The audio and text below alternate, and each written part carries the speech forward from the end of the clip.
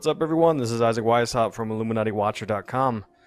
Today, we're going to talk about a book I just wrote. It's an analysis of a book most of you are familiar with.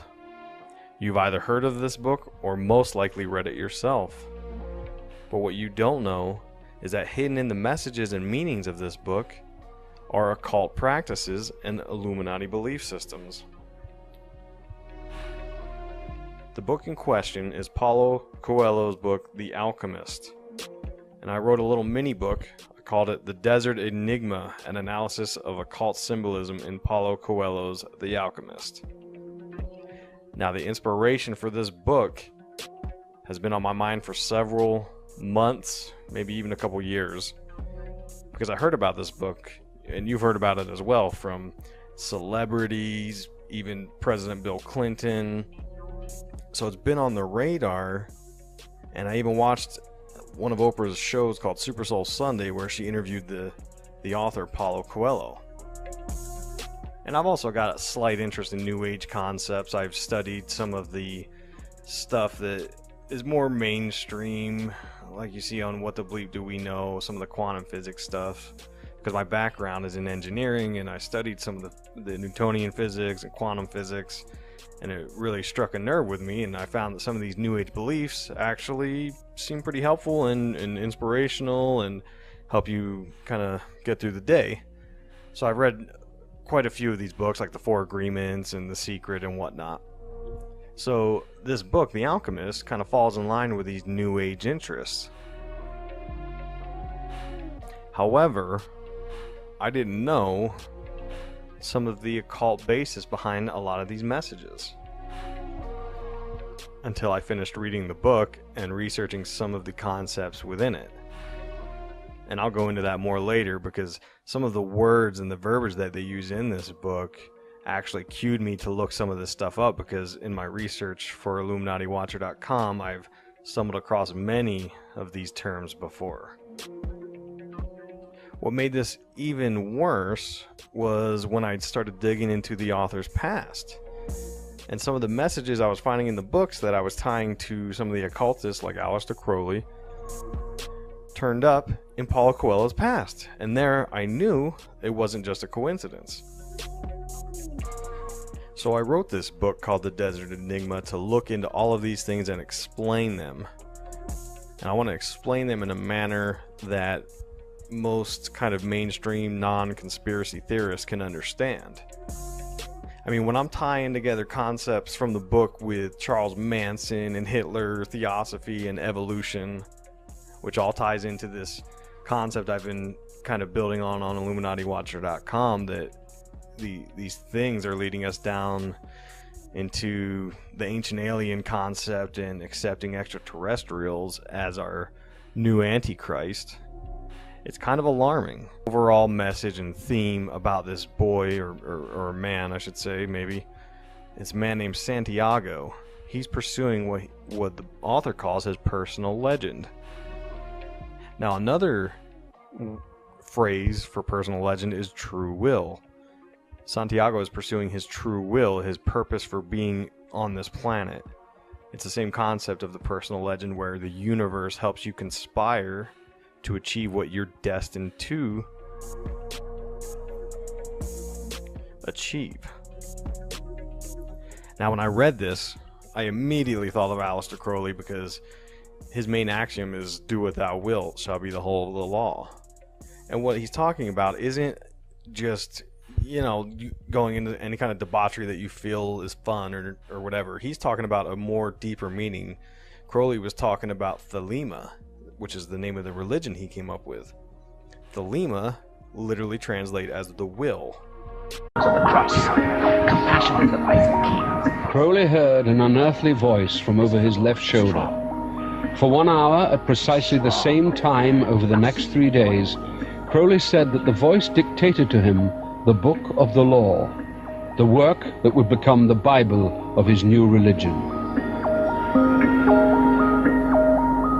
The book of the law, it just really is ripping up everything. It's ripping up the Bible, it's ripping up the Quran, it's ripping up all the holy books and saying, we're starting fresh now.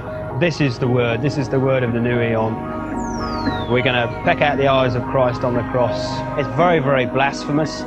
It's all about liberation. It's all about having no restrictions at all. You follow your path, you follow your goal in life, and you do that above all else. When Crowley talked about do what thou wilt, he was saying you're supposed to find your purpose for being in this world and pursue it at any and all costs, because the universe will conspire to help you do that, which is literally identical to what we find in The Alchemist with Santiago pursuing his personal legend. Now that's not the only thing that's in this book. This book is full of Illuminati symbolism. I mean, from the get-go, we learn that Santiago is trying to get to the Egyptian pyramids of Giza. And those of you that are familiar with all of these conspiracy theories know that that is just steeped in all kinds of occult symbolism, because as I talk about in my first book, A Grand Unified Conspiracy Theory, the pyramids are central to many of the belief systems. And not to mention they're mysterious anyways, because no one really knows how they were built to this day.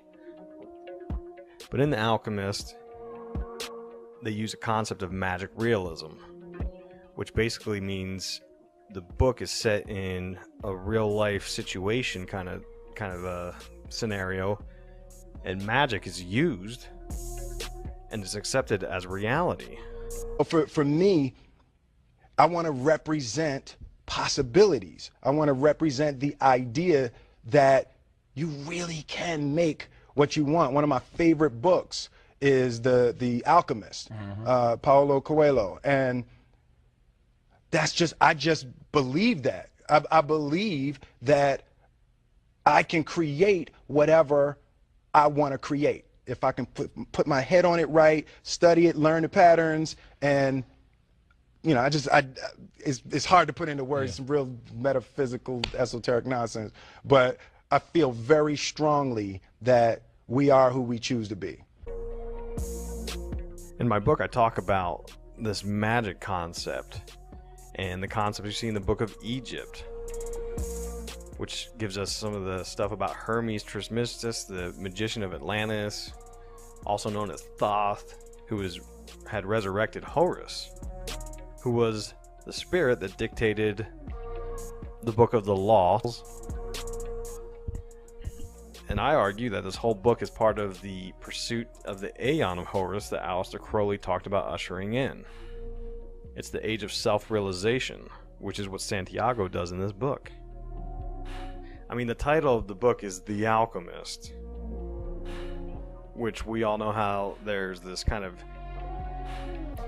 belief system called alchemy that was practiced by Rosicrucians and the Freemasons. So similar to the pyramids, alchemy in itself is another kind of trigger word and concept that you see from different entertainers. You see in pure occultists, they all talk about alchemy. They believe in this. The belief of turning lead into gold is just another way of stating they believe in the evolution of consciousness. They put these messages out there in these symbols because they slowly want to evolve our consciousness to accept their belief system. And that's what is concerning to me, is that it's being done without our knowledge. They're putting out these ideas and themes into pop culture in order to move us along the evolution. And the end game is to accept the Antichrist, the alien extraterrestrial overlord. But we're going to get into that. That's quite further down the hole. Getting back to the book itself, The Alchemist, on one of the covers, there's various covers. On one of the covers, you'll see many of the symbols that we've covered on IlluminatiWatcher.com in my Decoding Illuminati Symbolism series. We've got the Triangle of Manifestation, which is more magic symbolism. You've got the All-Seeing Eye. And of course, we've also got the pagan elements of the moon and the sun. Because in the book, Santiago uses these natural elements to perform his magic, which is exactly what witchcraft is used for. Now, another interesting symbol we find in the book is one of the main characters' name is Melchizedek. But if you look into the roots of this word, as I explain in the Desert Enigma, the roots of this word tie us into Moloch. Now, this is the Canaanite deity that they would sacrifice children to. And again, on IlluminatiWatcher.com, I cover this for the last several years. There's all of these symbols of the Mano Cornudo, which is more witchcraft hexing. It's all these horns of the devil. Now, they've made this a popular symbol from the 60s, 70s rock movement, but the fact remains that it's a symbol to represent this deity of Moloch, whom was used to sacrifice children to. It was a pagan belief system, and it exists to this day, just not out in the open. Again, it's one of these kind of hidden messages. But anyways, in the book, Melchizedek, aka Moloch, claims he's the warrior of the light.